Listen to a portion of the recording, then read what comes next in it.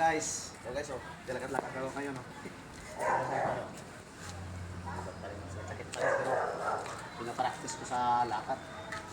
Ayan. Sumbas mo na muna ako ng supply ng ano. Dito supply ng muna. Hanggang ano kami po. Kaabot dun sa kayan. Yun ang lakad ko guys, mintin. Tandaan lang ang lakad. Hindi mo makabot ang talaga.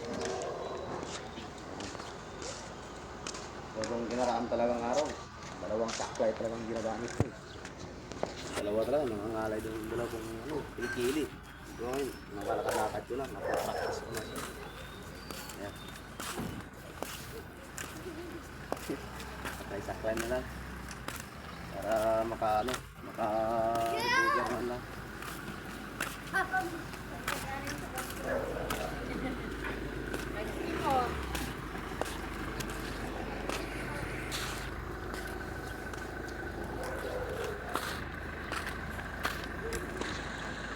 Uy, sakit ang paa.